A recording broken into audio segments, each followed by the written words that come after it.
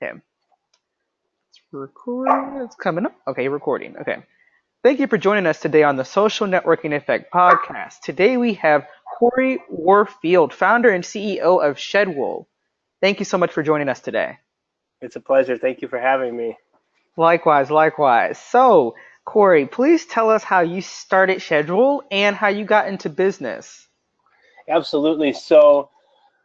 About 20 years ago, I got into the hospitality industry. I was actually a young adult that wasn't making very good choices. So I ended up kind of on my own in a town where I didn't know anybody, homeless, sleeping in a garage, and as a dishwasher in a restaurant. And this is right around the turn of the millennium. And I identified that I could probably get a job as a dishwasher. I was legal. I had my ID. And so I found a restaurant, a little pizza place, and I got a job as a dishwasher. And over the course of that season, I worked my way up to busboy. And Peter from Peter, Paul and Mary, Peter Yarrow, used to request me to be his waiter. And after 3 or 4 times, they finally said, okay, well, you're a busboy, but you can go be this guy's waiter because he keeps requesting you. And I did a pretty good job. So the next season with them, I was a full-time waiter, and I was able to work my way up through the ranks to be their top server and bartender. I was a trainer. I started working my way closer and closer to the center of the town there in Colorado, and eventually became a sommelier and a head server at the Prime Steakhouse, where we had congressmen and heads and founders of Fortune 50 companies and such. And I really kind of cut my teeth there, studied wine, became a sommelier, and I spent the next many years traveling as a F&B director for some of the larger restaurant companies, corporate district, restaurant manager, and it was really affirming to have kind of worked my way up from the very bottom to close to the top of the restaurant industry. And I was typically salaried. I was typically making bonuses, and what I noticed is that the waiters at the most expensive restaurants that were in my portfolio were actually making more money than I was. So I went back to the drawing board and I started waiting tables again at Roost Chris Steakhouse, and then I helped open a restaurant here in Chicago called Mastro's.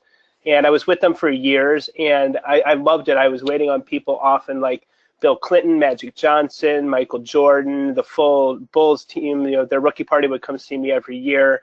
So I got to know people like Lance Briggs and some of their captains of that team very well, and I absolutely loved it. I'm a musician, and I got to wait on some of my favorite recording artists like Common, and Wow. it was a great experience for me. However, I was in my 30s at this point, and I really felt like I was spinning my wheels, and I was really hoping that there was another chapter for me professionally. And I knew I didn't want to just stay in the hospitality industry. I didn't want to just get back into management. And we got bought by one of the world's largest restaurant chains called Landry's.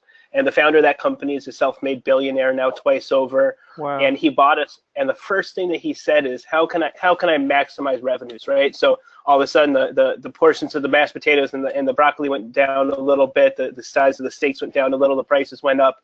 And he kept looking for ways to save money. And he realized that they were spending so much money on this software they used to schedule the staff. And a lot of industries are not shift workers with changing schedules, so it doesn't make as much sense when I talk about how important it is to be able to access your schedule as a shift worker. But Hmm. anything, especially restaurants, where your schedule changes, it's imperative to know when you're working the next week so you can plan your life. You can request time off if you're a little bit light on hours and someone wants a shift to be taken care of. It's really important to see that, be able to pick up that shift and make more money and plan your life and your family and your work life outside of those walls. And we were so accustomed to using the software, and he noticed how expensive it was, and he said, we're getting rid of that. We don't want that expense on our balance sheet. So myself and a few other people went to the drawing board, and we looked all over the app stores. We did a huge really encompassing search of the internet, and found that there was no good solutions that didn't cost about as much as the one that we've been using. And I started thinking, like, a shift scheduling platform could connect temporary workers to industries so they don't need to hire. This could be a way to train new staff and to automate a lot of these things like on-call shifts and Yeah, definitely. forecasting labor. And something just clicked, and I said, well, if nothing exists, I'm gonna build one. And I had a couple friends that had built software and app companies that had done fairly well, so I was very fortunate to have kind of an advisory board just like that. So I had some people saying, do this, don't do that, live vicariously through my mistakes so you don't make the same ones that I did. And so I was very fortunate in that respect.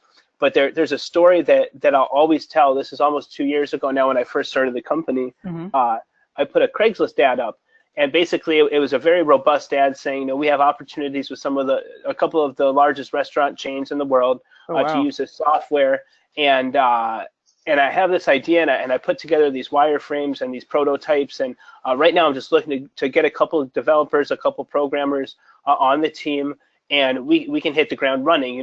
We don't have any funding, and so I won't be paying any salaries, Yep. but that's exciting, right? Yeah, you know this pain point very well. Very well. Uh, I can't pay you, but I can offer you equity in the company, and together we can make this.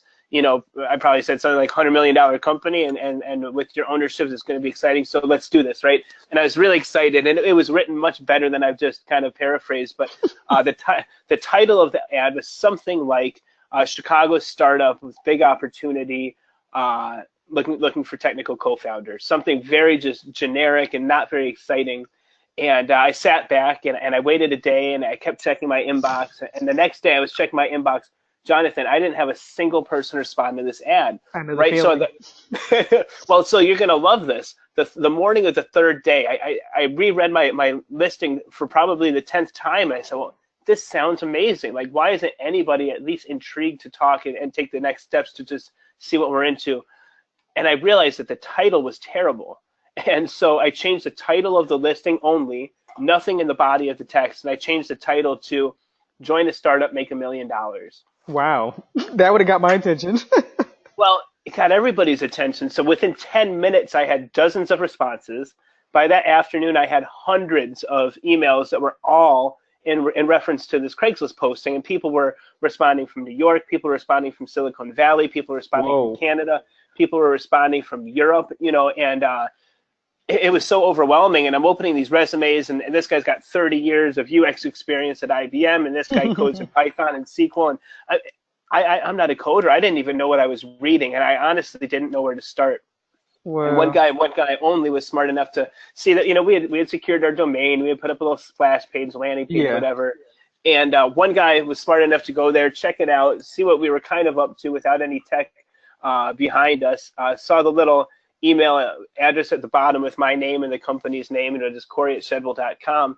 And he reached out to me personally. And every other response was going kind of to my, I think everybody has their Gmail account for real Yup. emails and their Yahoo for the BS ones, right? Well, Exactly. my my Craigslist was hooked up to Yahoo, so all of their responses were automatic generated Craigslist responses to Yahoo. But I got one response to my personal business email address that I had just set up, and this guy basically said, "I'm a full stack developer. I build apps. I build websites. I'm your guy. I love what you're doing. I would love to vest into some equity ownership." And I understand we're going to be putting thousands of hours into this. I understand you're not going to pay me a penny, for some time to come, but I can do everything you need. I see the vision, and we got to know each other, and I decided very quickly this is the guy for me. So he's now our CTO of the company. He owns a substantial portion of the company, Wow. and he's built everything. He built our iOS app. He built our Android app. He's building our Shopify app. He built our web app. He built all of our web technology, and he's just an absolute stud. And it's one of those things where it was literally just changing a couple words on the title of a Craigslist posting. Corey, and the funny thing about it is that, how we talked about before we got on this call, that it doesn't really take much for people to take interest. I realized, doing, social media awareness and things like that. It's all about the wording because, I'm only 23, but I started when I was 17. So I tell people that, sometimes it's really not about the material of the message. It's sometimes just the plain old bold letter message of what is it? Yep. And kind of like how you just said, how, you kind of found out what I was doing through other people or through, we're actually a part of the Rising Grind ambassador group on Facebook. That's how me and you got connected through a mutual associate. And it was one of those things where with you, the moment I heard about the management part, I was like, well, I know scheduling definitely is a big issue because here in Florida, I do know I hear a lot of my friends talk about, oh, well, they're not scheduling me right, or every new year or so, they may be saying, oh, well, or like W-2 season, that joke where they're like, oh, if you don't come, after spending your W-2, you ain't gonna have a job. Well, there was actually a joke post about it, just like a joke, just saying that, hey, well, let us know before you just, clock out of work and don't show up so we can work out scheduling. So, Wow. so when I hear, you say something like that and, you found a solution, and that's something to where just hearing you talk, and I know you said you did it for 2 years, and I know I'm not, 30, 40 years old, but one thing you'll know, and I think one thing you realize is that, those business owners, whether new or old, that hold the age to ability, tend to fall short. And I appreciate you for acknowledging the fact, that what you see is like what you get type thing. Like you're like, okay, nah, this is definitely big. And honestly, I did not know that background about you, about the waiter. I didn't know that you were homeless. I didn't know, all the other stuff that you mentioned in the beginning, because something like that, I just thought, you owned a company, and I was like, okay, cool. He's doing something, because I heard an interview too that you did, where you were talking about like Damian John, and how he was very, what I'm probably butchering the word, sympathetic, or very heartfelt about the type of things that he gets into. And I see you're very solve the problem, and create a solution. And that's exactly what I did when it came to mental health and social media. I was like, well, the healthcare industry doesn't have an awareness towards this type of thing. And like you said, you've networked with people in IBM and all these companies. And I met with actually one of the chairmen of Microsoft. And the photo's all online. It's public. I'm not going to mention his name, but it's public. I've Um, seen it. yeah, yeah, yeah, okay, yeah, you've seen it, so you know what I'm talking about, but he was someone that kept it real. He was just straightforward and blunt, like, hey, you know, as you start getting to those levels, and mind you, I've never been a waiter, so I commend, people that use those type of leverages to their advantage, and that's exactly what you did, I see. So now I got a question for you. So when it comes to the scheduling, like what kind of opportunities? Because I heard you say $100 million. Now it's funny because when I talk to people and they say how much do you think your company's worth, I say a billion because I correlated to the like IBMs and the foreign companies that I see that aren't doing what I'm doing, but they could use it. So like where did you get that like evaluation, or is it just like a positive like affirmation of no, we're going to be worth $100 million in a 2 year time span or whatever? I'm curious. So sure. So that's not our current valuation right now. And when Hmm. you're raising investment, and I'm happy to kind of go through some of this with you either on the podcast or Definitely. offline. But convertible note is kind of what's in vogue for investors right now. And typically, you put what's called a market cap or a cap on your evaluation, saying by the time this converts in typically 18 months time, we will be worth at least this amount of money, and this is why the discount that you get is going to be worthwhile. Now, if we have a larger valuation, this cap basically caps us off at a level that you're going to get in at this lower level, right? So it kind of protects the investors. And we initially had a $5 million cap, saying we can grow this to a $5 million justifiable valuation, which in SaaS, quite often you'll do 5 times trailing 12-month revenue. And I'm starting to use a bunch of big words I barely understand. But where I get 100 million is, believe it or not, we just had our closest competitor less than a month ago. They're called T-Sheets, and I have a lot of respect for them. They were bought by Intuit for $346 million. Oh, my heart. Oh, I felt that one. Whoa. And respect to them. There's enough pie in the dish. There's enough meat on the bones, as they say. So I'm not scared that they're going to take over the world of scheduling, and we're not going to be left with anything. But we have some of the other players in our space have valuations between 100 and $500 million as well. And I've identified through quite a bit of research that both globally and nationally, 1/3 of all shift workers don't have any shift scheduling software at their disposal, whether their companies don't want to pay for it or just didn't realize it could save them time and money. Mm. And so just alone, there are 300 million shift workers in the world. 100 million of them don't have a solution right now. And currently, I spent 2017 giving my product away for free, just making sure that people loved it and that it worked and to get our name out there. And now we are starting to charge for it as of this upcoming Monday. And my new sales staff's very happy about that, because the commission on what we're going to charge is a whole lot better than the commission on what we've been charging. Yeah. So they're very motivated. But And this is for sustainability. It actually is very strange to me that people would rather pay for this product than to get it for free. And some of the people that have been using it for free for 8 months, 9 months, 10 months, we've told them they're going to start getting charged, and basically their response is, okay, cool, you know. But if there are 100 million people on the planet, and these are people, mind you, that only these are people that do have access to the internet and smartphones, but not their schedules online. So I think that kind of to look at it as a $100 million opportunity on the low end would say if we can get if we can get a tenth of the addressable market just that use no solution. Now that's not even taking into consideration that we've built a better mousetrap and we've come with some very aggressive pricing. But if we can get 10% of them and get less than $1 a month out of them as users, then that would justify $100 million a year just in revenue, and Oh, that would put yeah. us way ahead. So Yeah. so right now I've actually, and this is crazy, it took me a year to get to market, and then I've been on the market live on the app stores for a year now. And before we were even live, I had, and I'll never know if this was a legitimate offer or not, but I had someone ask me if I would sell the company to them and to their company for $1 million. And I think at this point I was maybe 4 or 5 months into the company. I hadn't actually built a lot of defensible IP around this. And it was kind of, again, they might have just been putting feelers out there. There wasn't anything on paper or anything like that. Nothing necessarily to make me believe that this was a legitimate offer. But I turned them down right away. I said, absolutely not. I said, the guy that's been working for me for 4 months on the tech, he would only get X amount of those dollars, and that's not worth his time. And then I'd walk away with X, hundreds of thousands of dollars. However, that's not what I'm in this for. And I'll reiterate, I'm not in this to get rich. I think we can get rich. I think everyone on my team can get rich off of this, but I'm in Definitely. this to help make shift workers' lives better. And I often say we're in this to make the world better, and then parenthetically I say of shift work at least. Yeah.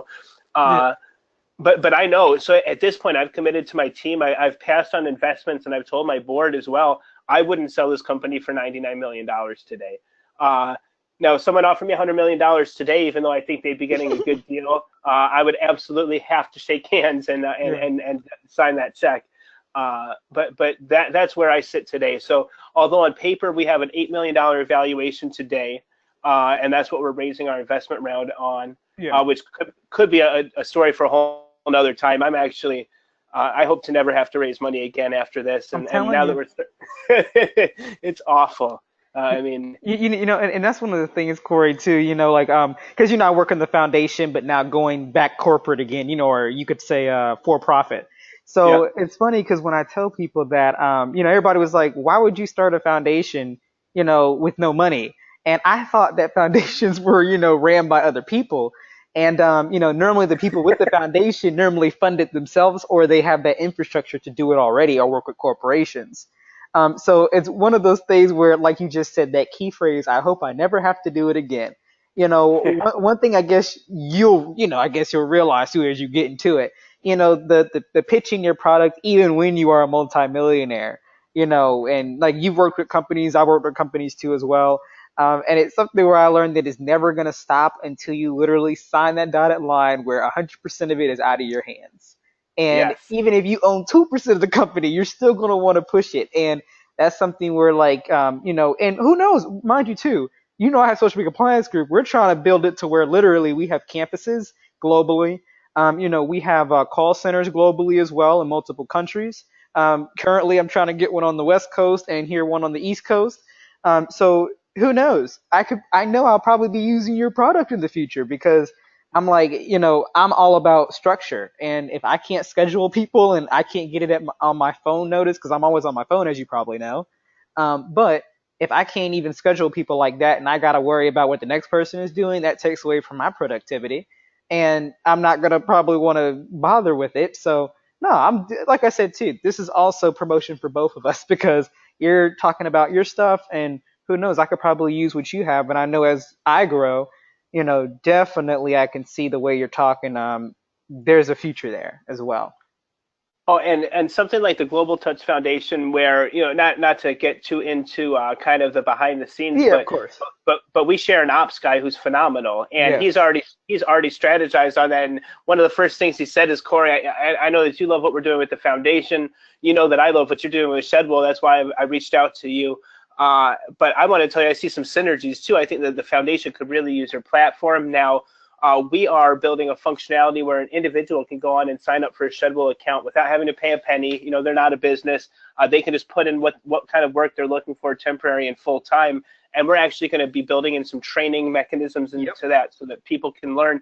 But this is going to eventually be somewhat of a social platform as well. Hmm. And in addition to letting the foundation and some of your campuses and such use the product, I also think there might be some opportunity for me to do some branded messaging to our users about the foundation and raise awareness. I think there are a whole lot of synergies. And then something exciting that I just joined today, I've been wanting to for quite some time, and I wanted to mention it to you. And I think on the podcast is a great way to give them kind of a shout out and to put this on your radar if they're not. Are you familiar with 1% for the Planet? 1% for the planet? Probably not. And probably if they're on Facebook and they're a big company or a big, fan base, I probably heard of it, but I have heard of one percenters, but not that specifically. So 1% for the Planet is a nonprofit. They work with everyone from UNICEF and the Red Cross down to the microloans in South America, but effectively they're a platform for successful companies to pay it forward. And there are companies that sign up and just give them 1% of their company. There are companies that sign up and give them 1% of their revenue. There are companies that pledge to make every one of their employees do a certain amount of community service a year. But it's basically a way for communities to see which companies are giving back, and to give those companies actually a springboard and a platform to give back. And in return, if they're working with some of the biggest companies in the world, in return, they put you on blast. They say these people are with us. You can put their logo on your website. They blast you out to their network. Wow. And I think that it would be a great opportunity for the Global Touch Foundation and for everything that you guys are doing to get involved with them. Furthermore, Shedwool just signed up with them today, and I said, listen, right now, if I were to give you 1% of revenue, that's not going to make any drop in any bucket. However, I can pledge as of today to go out there and help Habitat Humanity build some houses. I can absolutely go and help at the food bank. I can absolutely go pick up garbage on the side of the street or whatever it is to be a social steward. And I told her this, and I said at some point I'd love to also be able to pledge some revenues, and I'm really excited. One of the charities or the nonprofits that I'm most passionate about is the Malala Fund. I really love what Malala is doing. And I said to them specifically that one of the charities that I want to support is the Malala Fund. And she said, Corey, that's amazing. We're here just to facilitate, to make sure that companies that want to give back can give back in any way that they see most appropriate. Wow. Uh, and they are, I mean, I literally had my call with them at 1 in the afternoon. I'm in Chicago, so it's 3:24. In the last 2 hours, they've already started putting us on blast. Whoa. that's that's quick. That's very see, and that's one thing I like about certain companies or big organizations. People that or do things quickly with the speeds, that's how you get better, response time. That's how you get better, ratings, the whole nine. Like it hasn't even been like you said, what, 24 hours, not even 5 hours, and they're already talking about you. And you're familiar with the scientific principle of inertia, right? Oh yes, yes, I've learned about that in It's college. So that's what it's all about, right? Velocity, movement, always making advancements. Whether it's today I went out on two calls and I did a couple demos while I was on the street because I'm that guy. I love to do the door to door, Yep. and I don't even consider it so much sales as just brand of awareness and evangelism. But I was out and I took two meetings that really didn't didn't necessarily stand to benefit myself or the company short term, but it's this networking, right? And it's just putting out these feelers, and you just never know. And one of the two companies said, let me get your pitch deck and pass it on to a couple people, and let's see if we can raise you some money. So you really just never know. But I'm a big proponent of that as well. It's, if I get an email, like I got the email for this podcast from you, and I think that I responded within 30 seconds. Like I pride Yes, myself in quick, that. quick, quick, you know, quick. and I always love to see people like 1% for the Planet that do the same thing. It's like, why? It's the cliche, why put off for tomorrow what you could do today, but it's even more. my wife and I, maybe a couple years ago, were in the car and she asked me a question. And I told her I didn't know. And then I said, wait a minute. I've got an iPhone in my pocket. You've got an iPhone in your pocket. They both have Google. Why are you even accepting me telling you I don't know? And why is it acceptable for me to tell you I don't know? And now you had this question that you actually wanted to know the answer to, and now neither of us know the answer. So I pulled out my phone, and I Googled it, and I said, from this moment on, I don't ever want either of us to not know the answer to a question we have. I want us to find out that answer and share it with the other one, and maybe we could both grow from that. And I think that's kind of a peripheral and tangential way of saying it's always about growing. It's always about learning. And, as soon as someone starts to rest on their laurels, like I see with you in the foundation, every day you're making moves. With Yes. us in Shedwool, every day I can go to sleep and tell you what I've accomplished to get closer to our goals that day than I did when I woke up that morning. And I really do. I think that if you take a side by side of the companies that have failed and the companies that have made it, you'll see that drive. I have some people that I advise and some startups that I'm familiar with, and I'll hear them say, "Man, it's been so rough. I just need to go. I need 5 days off, and I'm going to come back." And it's Five like, days off? and sometimes it'll say, "I need a vacation. I need this. I need that." And What? far be it for me to tell anyone how to live their life, but I'm like, man, I can't take 5 hours off. No, no, Period. and the funny thing about that too is that literally, I told people in my college, I said I'm taking not taking a week off, but I was like, I'll be gone for a week. They're like, you're gonna stop working? I was going to Brazil, on vacation, and I ended up doing business there, and ended up coming back with more money than I came with. And I was just Yes. supposed to be chilling, and people were like, you can go to any country in the world. And actually, believe it or not, from that connect, we're actually hosting our first, I guess you could say, international event hosted by someone else in Ecuador. And then they talk about it on Venezuela TV. So he's a TV host, Jose Morales. Shout out to you. Um, but it's one of those things where, yes, you can't take days off. You can't take hours off. You got to live, breathe, and the whole nine. Whatever you do on your spare time, you got to do it. And as you're like, if you want to get to that $100 million plus evaluation, people got to see you stay, put in that work. So if someone comes to you, I learned from personal experience that a lot of the big time billionaires and multimillionaires that I connected with were anywhere between 2 a.m. in the morning and 6 a.m. in the morning. And I realized that because they not work out early and then they chill during the day, to a degree. And, night, what, maybe like 11 o'clock at night. And this is just me learning from experience talking to these people in sports. Like you said, I knew maybe two or three in restaurants, not many. But a lot of people in sports that I've worked with, and it's just amazing to see. And I honestly believe you could possibly get your product in sports too, by the way. When it comes to working, as they do the big games or colleges, really get Mhm. those things on board because I know scheduling was something that I would definitely hear a lot of my college roommates talk about. And, I don't know if I'm on the list today or, whatever. So, I mean, definitely that's something that I'll possibly look into.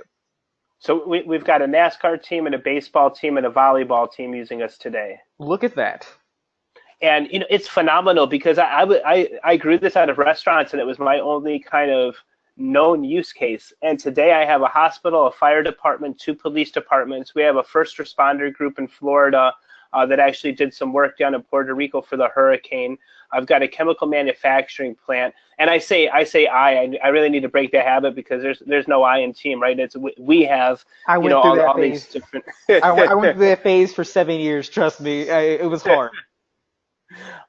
Yeah, I mean, it's, I know it's not an I thing, and I don't say it often, but I notice that's not the first time I've said it on this podcast. And It's all so right.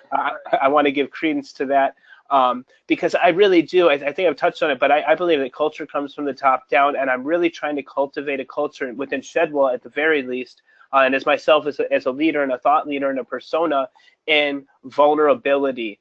Sometimes my wife says I put myself out there too much. You meet me for an hour, you've heard my life story, the good, the bad, and the ugly, but I'm really about being transparent. And I really believe that, people put on these, and I think this feeds really into the social media thing and kind of why you're so passionate. Yep. People put on this front where everything's all good, or they're so successful, or they're so healthy. And the reality is they might get heartburn every day. They might have gum disease. This person might actually be miserable. And I think if people were more forthcoming, if I met someone and said, "Hey, how are you doing today?" and they said, "Actually, Corey, I'm doing terribly." Oh, cool. tell me more. Let's see if I can help. Maybe I'm doing terribly too. Maybe let's talk about how much life sucks together, right? But when people put on these facades and, oh, I'm doing all right, how are you? Oh, I'm cool, and you go on your way, that could have been a missed opportunity. And so through that lens and through the lens of creating culture, I really do just like to, be very almost blunt, at the very least, very transparent about everything from emotions and pricing and equity and frustrations and opportunities. I really don't like to be candid about anything. Well, I mean, and that's something that will get you farther than what most people think. And when you're blunt and honest about things, it speeds up the process because you don't have to guess, you don't have Yep. to wonder. And I mean, mind you too, like I said, I'm younger than you, but it's something where I'm dealing with people, in their 40s, 50s, 60s, 70s, and they're like, "You're the boss," and I'm like, "What?" And like I said, our connection that works on your end and my end, for tech or whatever, I mean, it's different talking. Your talk to him is probably different than talking to me because I'm like, okay, I gotta remember who I'm talking to, but him and my board members or etc. They always remind me. As you get into your field, you have to put your foot down on certain things. Don't let age stop you. So, Yes. it's what, and I think you told me that too, by the way. I think you mentioned that. I think it was you, if I remember very well. I think I said I think something. you're Yes, that right. was, yeah, you specifically sent me a long essay about age, and I was like, yeah, he right. I got to stop doing that. Yeah. So yeah, I mean, okay, so for now, I got another question for you. So for schedule, okay, like, what is your projection? Like, do you see yourself, possibly being in government? So interestingly enough, and this is one area where I don't divulge. Right after telling you how open and honest I am, this is one area where I don't divulge too much. But Oh yeah, definitely. I don't know if I will be eligible for a government or not. 25 years ago or such, I used to get in all kinds of little trouble, and some of it wasn't so little, and Okay. taken a lot of strides to overcome that. And I think the fact that I don't think I have not been in trouble this millennium. So it's one of those things where there is opportunity. Yeah. I certainly want uh, to extend my leadership beyond Shedwool. Now, if that were to go into government or if that were to go into think tank or something like that, I don't know what the future holds for that. But I do believe, now I'm working with 12 different companies as an advisor. A couple of them have put me on their board of directors, and I'm really passionate about problem solving from a leadership perspective. But I think, and it kind of to speak to how when people tell you like, you're 24 but you're the boss, for me it's like I want to take the opposite approach almost. Like I Exactly. might be I might be the boss sometimes I might not be the boss, but I don't want anyone to have that wield that power. Let's all just be peers. Let's be thought leaders. Exactly. Because then I might have someone that checks me out at Target at the register who could have told me something that could have absolutely changed my entire world. Like I could have asked them, how they interact with their schedule, and they might say, we have this app, and I might say, well, what do you like about it, and find that out. And I might say, what don't you like about it? And they might tell me something that I can take back to my developers and actually make my product better. But True. I feel like a lot of people get into this paradigm where they're better than somebody else, or they don't think this person cares. And Nope. for a while, I had people in my circle that are like, Corey, you can't just tell every single person that you meet on the street about Shedwool. And kind of my response to that was, yeah, I can. like why? Because you said I can't. You think that's going to stop me? And I think from that perspective, I don't want to have people go. I don't want to leave a room or a party and people go, man, that dude would not shut up about his app, right? But at the same time, if I leave a party and I didn't tell every single person there, I might have missed an opportunity for someone that wanted to join our team or worked for a company that could benefit and save time using us or something like that. So I'm really a big proponent of not only networking, but just putting yourself out there. And sometimes I say, I'm big on putting yourself out there, and people try to challenge me to say, where's there? Man, if you have to ask, you don't know. Like everywhere, right? Like Yeah. absolutely everywhere. And I think that's the way that, they say, closed mouths don't get fed. Yep. If you don't knock on a door, you don't know if it's going to get open to you. And so I'm really a big fan of just putting myself out there and making sure. And the older that I get, and the more inundated I get into this whole startup world leadership game, the more I realize that it's all about adding value, Yep. and not just for dollars, not just in some situations. And a lot of times, the way that you can add value, and I don't think I'm telling you anything you don't know, but sometimes it's fun to hear things said out loud. I think sometimes a great way to add value is to just listen or to Hmm. just be sympathetic. And so that was a very long way of answering your question, but I think through that lens, I absolutely see myself in leadership. And if I have an opportunity for government, I don't like to play politics so much, but I do know that a lot can be changed for the better through politics and government. And if that was an opportunity that presented itself, I'm certain that I'd welcome it with open arms. Okay, okay, yeah, yeah, because I do know now on my end I have no other opportunity but to be somewhere in politics because of, as you know, I don't know if you've heard about the Apple big issue with the shareholders and whatnot. So that was something to where I do know that with Social Media Compliance Group, which is partnering with the Global Touch Foundation because they do work together. That's something to where I was like definitely, because I talk about like if we do decide to partner in the future, for scheduling and, I work with you. That's something to where I definitely talk about companies I partner with anywhere I go, whether I'm in a boardroom, congressman's office, senator's office, whatever. So I always just like to throw out feelers, because you never know who's listening to the podcast. That's true. And especially in other countries because you never know who I may know and I don't know who you know. Um, That's right. so Now, it's I have a question for you. oh, hit me with a question. Would it make more sense for you to go into politics and try to address this from the inside out, Hmm. or would it make more sense for you to try to become a lobbyist and try to approach this from the outside in? Okay, okay. Well, here goes the thing. What if I told you that in 2012 I actually wrote an anti-bully law in 2012, and it got all the way up to the Florida, House of Representatives, but I was only 17 at the time, and I didn't have much leverage. And I got congressionally recognized, but that didn't really mean much to me because I said I want to actually see it pass. Sure. So I've actually in Tallahassee, Florida, when I went to Florida A&M University.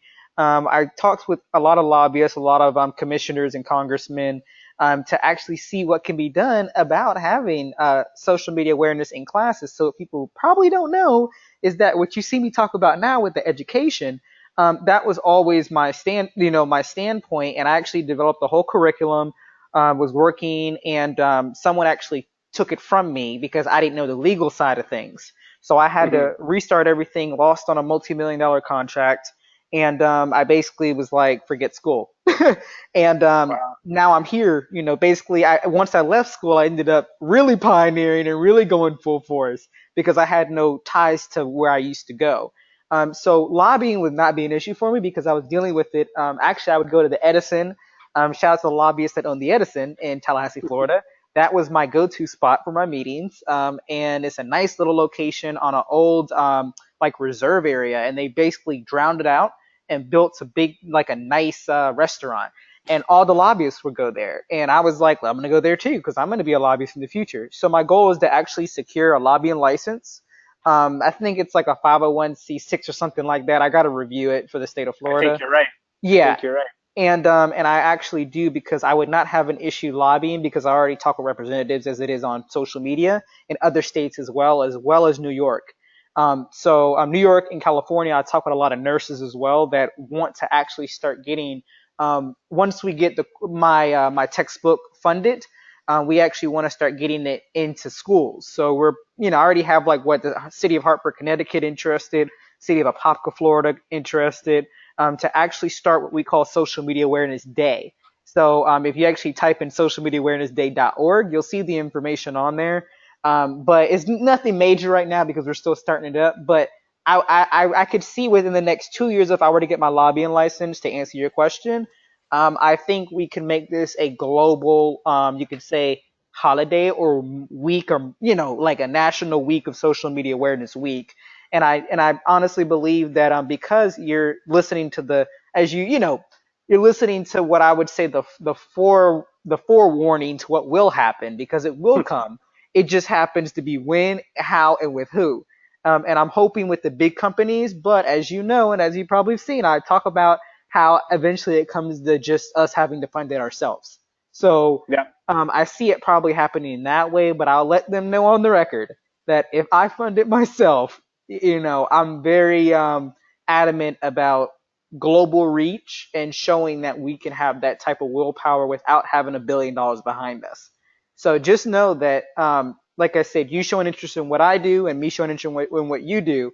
If we get to that 100, employee mark or whatever, I mean, I know your company, so of course, and mind you too, the person that works for me, we have intertwined, so we have already a type of interest. So, that's something even on the record I'll say, and I don't care what people think about it. But business is business, and when you show interest in other people's work genuinely, that's how you get business done. And when it's done right, you build great connections that normally we would have probably never met if it wasn't for that person. So, this is kind of our introduction for the first time, in a verbal stance. Absolutely. And another thing, just because I feel like this is a really productive talk that's just kind of consistent with what we're saying. We're just keeping it moving, right? There's no formalities, no real dramatic pauses. But I wanted to bring up an idea that I had for you that I shared with you on a Facebook message. I think that there's actual opportunity for you to partner with insurance companies and have them reduce Oh, premiums for people, almost putting a safeguard on their phones and say, listen, if you're on Facebook and you log out, you can't log back in for 45 minutes. You don't need to. I see people that log out of Facebook and log back in within 30 seconds. It's preposterous. And if you put a safeguard where if you're on Facebook for half an hour, it kicks you off and you can't log back in for an hour, I think these are things where mental health organizations could really support that and help, people that voluntarily use an app where it said, listen, I can't switch from Facebook to Twitter to Instagram, back to Facebook to Twitter to Instagram, then check my LinkedIn and go back on Facebook all in the span of 15 minutes. If they had something that disabled that, and I think it would be a very easy code to write, but that could really help people lower their insurance premiums, not only for medical insurance, mental insurance, but we could even build something with very, very centralized geolocations to where a driver of a phone can't check their social media. How many accidents are a result of some girl wanting to take a cute Snapchat of herself while she's on the freeway? well, And the interesting part about what you just said. What last year when I was at National Council, I actually secured the domain for social media insurance.info. Um, oh, and the goal, and believe it or not, that's how I started Social Media Compliance Group. Because when I was talking with them, they were like, well, insurance companies definitely, but what about the death insurance? They already have insurance for that. I said, but no one has social media insurance. So I said, well, I can't get socialmediainsurance.com because it's like out of my budget right now.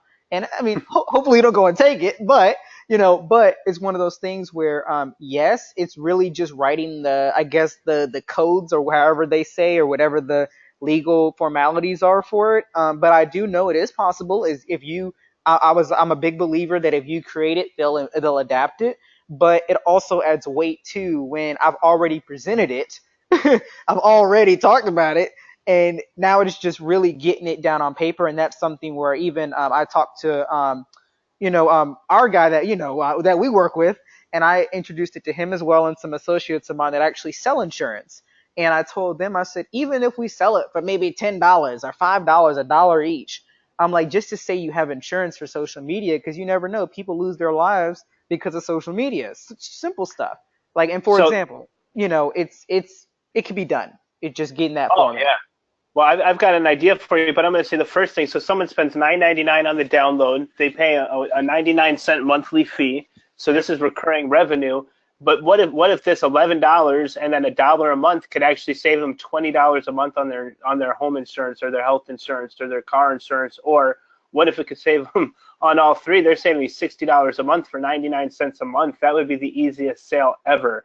And I do think that an accelerator model could be good for you. There's an accelerator in Iowa called the Global Insurance Accelerator, and I have some connections with that. I know quite a few people that have graduated from that program. So if you do want to potentially pitch that idea to the Global Accelerator or the Global Insurance Accelerator, I would simply encourage you to form a separate entity for that app so they don't Okay. get a whole piece of, because they make a small investment for a small equity position. I would make sure that they're not getting a piece of everything you're involved with, but just Yeah. the app. And then the more that I work on what I'm doing and the more that I advise other companies and consult other companies, I realize a lot of people make things way too difficult for themselves. And we said, we're gonna create these web and mobile apps from the ground up, and so now we've got hundreds of thousands of lines of code, and it took us a year, and I'm glad, but we might have been able to hack something together a little quicker. And I say that to say this: have you heard of an app or program called If This Then That? No, never heard of it before. Okay, this is going to be your best friend. And I saw this on a podcast. I've had some entrepreneurs recommend it to me. I've actually never used it because I haven't had the perfect use case for it yet. But basically, it's almost like you're coding, but you don't need to know code, and you just basically say it's for your computer, your phone, or whatever. If this happens, then that happens. So you could say, if I open an email before 8 in the morning, it automatically deletes it. And now literally it puts the code together. So every time that you open your email before 8 in the morning, you open an email up and it just deletes it because you've already seen it, right? And maybe that saves the step of pushing the trash can, and maybe that's 30 times each morning, and maybe that saves you 10 minutes a week. And now you just built this little app kind of for yourself that saves you 10 minutes a week. However, we could look into using if this then that to say, and we could actually make this a replicable code and say, if this, I open Facebook, then that. I can't open it for 45 minutes. If this, I open Facebook, and then I open Twitter, then I can't open either of them for 30 minutes or whatever it is. And I believe if this and that is free. So you could literally, and I could help you with this, we could literally put together something very rudimentary where you could actually have a set of commands through if this then that someone else could download, and that could be your prototype. And trust me, with everything you've got going on and all the attention you've gotten from the federal government, from Google, from some of the international players in the multi-billion-dollar arena that you're kind of going up against, right? Like Oh, some of these gee. companies, like Facebook's not going to love you. You're telling people to spend less time on their app, and they got a multi-billion-dollar investment because of how much time people spent on the app, right? So they don't want to see you succeed. But there are people that do, and there are people that do care, that are good social stewards, that have been very successful. And with everything you've already accomplished, if you had a prototype of an app, I think that would be everything you need to get funded. Not only Yeah. did you start a foundation, not only did you get this attention, not only did you have this reach to tens of thousands of people, but you built a prototype for an app, and this is it. And look at Oh, this, and this is going to make people safer. This is going to help people use social media a little bit less. And now we take that to these school districts, and maybe we start in Tallahassee, Florida. yeah. Maybe we take it here in Chicago and Cook County, where there are a whole lot of schools, or whatever the case may be. But we say, listen, we have an app. It's going to be, it's a $9.99 download. It's 99 cents. However, for this year, this calendar year, we want to partner with you and let all of your students actually download it and have it for free.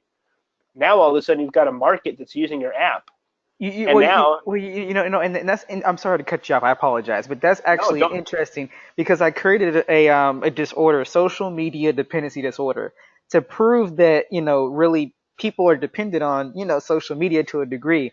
So that's also a solution that will basically not only kind of prove the dependency, but it would show that okay, if you use the app, and you start training yourself, because I tell people right now it's the wild wild west of social media. Anybody can Hmm. do anything. So if I'll definitely look into that because if I can create or whatever come up with that, I mean that right there would take a lot of load off me because then I can say when I do these speaking events that I'm going to and talking to all these people and these big wigs, I'm like they're like, well, what's the solution? I'm like, well, not only do we have a textbook, not only do we have a workbook, but we also have an app that you can download on your physical phone. So pull out your phone, everybody, and download it Exactly. today. And this is what you can do with it. Now, this is how you have the solution for social media awareness.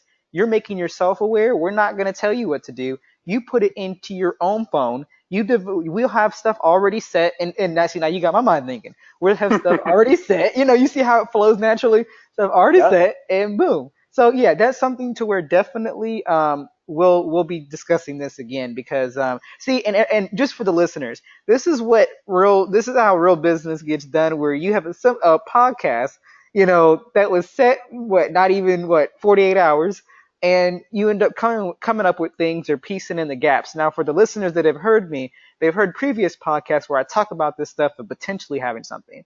But now some of them are going to call me and say, "Well, there goes your solution, John." Right there. For So real. Now, so hey, You just lost an excuse, my friend. Sorry to tell you. Yeah, exactly, exactly. Okay, so Corey, so to wrap this up, okay, so please give them a quick re-rundown of what Schedule is and how they can find you, and what they could benefit from, and then we'll end it there. I love it. So, very briefly, the company Shedwool is a play on the word spelling of the word schedule. We are a shift scheduling app that saves HR managers and managers of shift workers a lot of time. We can save them up to 80% of the time associated with scheduling their employees. We save owners of companies. We saved our users alone last year about $130,000 by our calculations that are somewhat conservative. So we definitely save companies money. And then the real thing that we do is we empower the shift workers. We connect them to each other, their management, and their work schedules digitally. And it's effectively a very simple process where the managers can create the schedule. We actually automate a lot of that process for time savings. They just publish it out, and then any employee can see through their department, through their position, their work schedule for the next upcoming weeks. They can request time off. They can request to get rid of a day or pick up a shift.